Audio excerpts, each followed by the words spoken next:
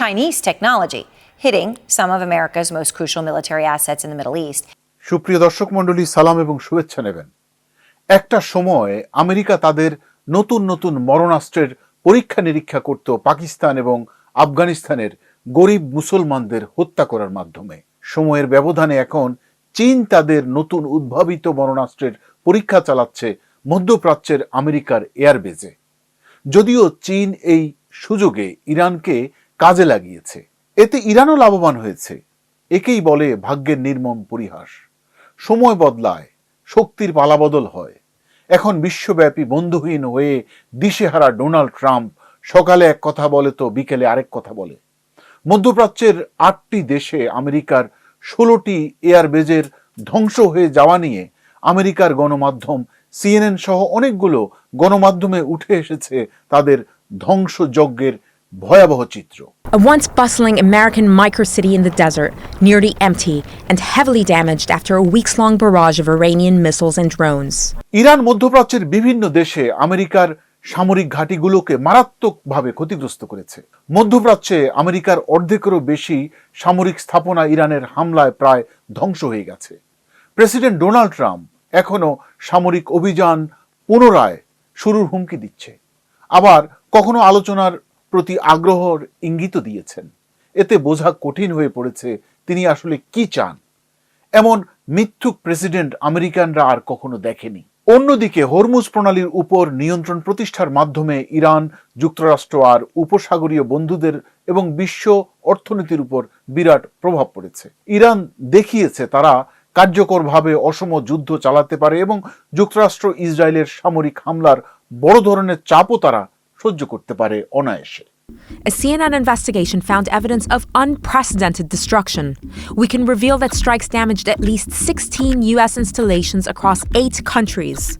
CNN এর তদন্ত অনুযায়ী মধ্যপ্রাচ্যে যুক্তরাষ্ট্র এবং ইসরায়েলের সামরিক আক্রমণের জবাবে ইরানের পাল্টা হামলার অংশ হিসেবে অন্তত 8টি দেশের 16টি আমেরিকান স্থাপনা আঘাতপ্রাপ্ত হয়েছে, প্রায় ধ্বংস হয়ে গেছে।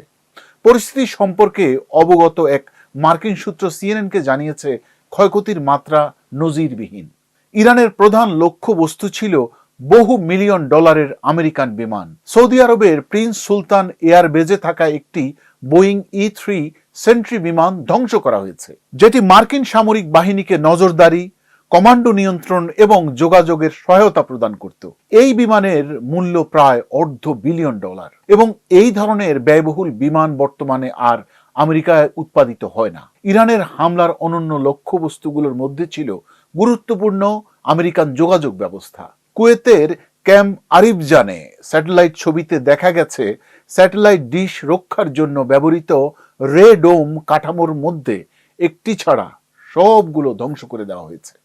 ভবিষ্যতে রাডার সিস্টেমগুলো প্রতিস্থাপন করাও আমেরিকার জন্য সবচেয়ে কঠিন হবে। আমেরিকার রাডার সিস্টেমগুলোই এই অঞ্চলের সবচেয়ে ব্যয়বহুল ছিল।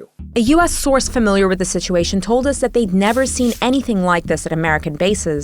মধ্যপ্রাচ্যে 13টি মার্কিন ঘাঁটি প্রায় বসবাসের অযোগ্য হয়ে পড়েছে, যে কারণে সেনা সদস্যদের হোটেল এবং অফিস স্পেস থেকে অনেক দূরে থেকে অনলাইনে কাজ করতে হচ্ছে, যেটি আমেরিকানদের জন্য নজিরবিহীন অভিজ্ঞতা।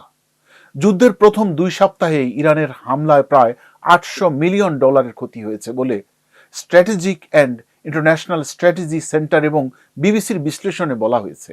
হাউস আর্মড সার্ভিসেস কমিটির শুনানিতে প্রতিরক্ষা বিভাগের আন্ডার সেক্রেটারি জুলস হার্স সবশেষে ডোনাল্ড ট্রাম্পের সামরিক অভিযানের খরচ হিসেবে $25 বিলিয়ন উল্লেখ করেছেন।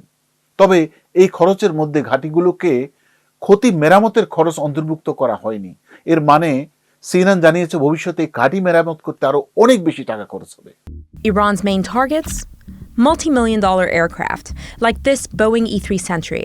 এদিকে ট্রাম্প দাবি করে যাচ্ছেন যুক্তরাষ্ট্র প্রায় সম্পূর্ণভাবে ইরানের সামরিক সক্ষমতা ধ্বংস করে দিয়েছে। যদিও বিভিন্ন প্রতিবেদনে দেখা যাচ্ছে তার এই বয়ান সত্য নয়।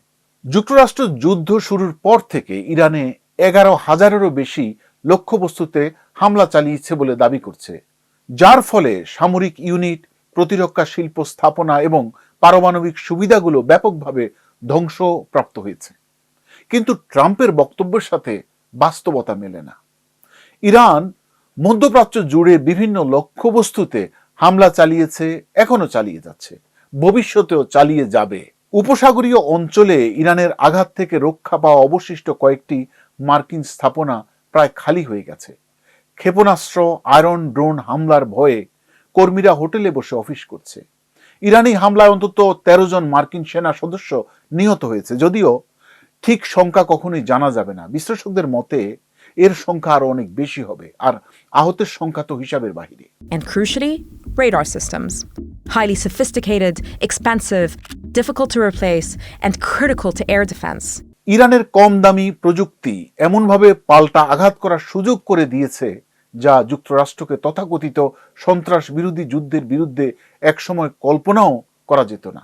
আমেরিকা বুঝে ফেলেছে রাশিয়া অথবা চীন ইরানকে লক্ষ্য নির্ধারণে সহায়তা দিচ্ছে। চীনের প্রযুক্তির কাছে আমেরিকা এমনভাবে ধরাশায়ী হওয়ার জন্য প্রস্তুত ছিল না।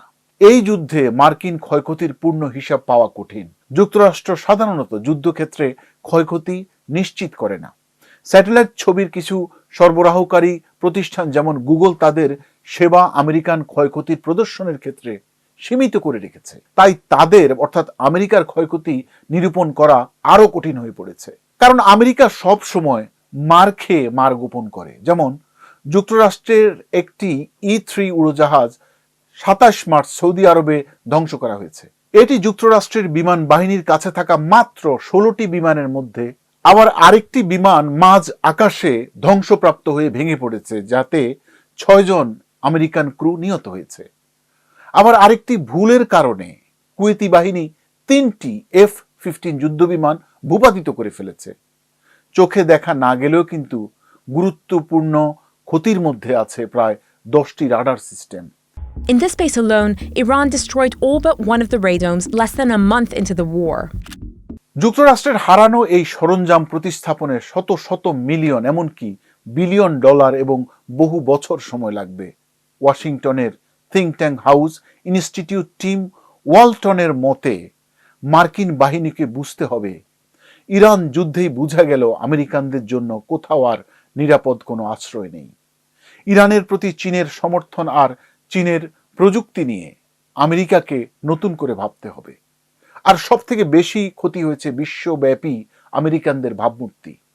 ট্রাম্পের প্রশাসনিক অবস্থান এবং প্রকৃত যুদ্ধে আমেরিকার ফাঁকা বুলি। আমেরিকার আসন্ন মধ্যবর্তী কংগ্রেস নির্বাচনের আগে এই যুদ্ধ প্রেসিডেন্ট ট্রাম্পের জন্য রাজনৈতিক ক্ষতির কারণ হতে পারে। কারণ আমেরিকাতে এখন জীবনযাত্রার ব্যয় নিয়ে জনসাধারণের অসন্তোষ বেড়েছে এবং ট্রাম্পের জনপ্রিয়তা অনেক কমেছে। সাম্প্রতিক এক জরিপে দেখা গেছে মাত্র 30% মানুষ অর্থনীতি পরিচালনায় ট্রাম্পের ভূমিকা সমর্থন করেন এবং 61% মানুষ মনে করেন ইরানে হামলা করা ট্রাম্পের জন্য ভুল ছিল। ইতিহাসের একটি গুরুত্বপূর্ণ শিক্ষা হলো যুদ্ধ শুরু করা সহজ কিন্তু শেষ করা কঠিন। ইরান সংকট সেই সত্যেরই আরেকটি উদাহরণ। এখন বিশ্লেষকরা বলছেন যুদ্ধের ময়দান আর হলিউড সিনেমা এক জিনিস নয়। হলিউড সিনেমায় আমেরিকা সব যুদ্ধে জয়লাভ করলেও বাস্তব জীবনে তারা কতটা অসহায়, ইরান যুদ্ধই তার প্রমাণ। ভালো থাকবেন, সুস্থ থাকবেন, ধন্যবাদ।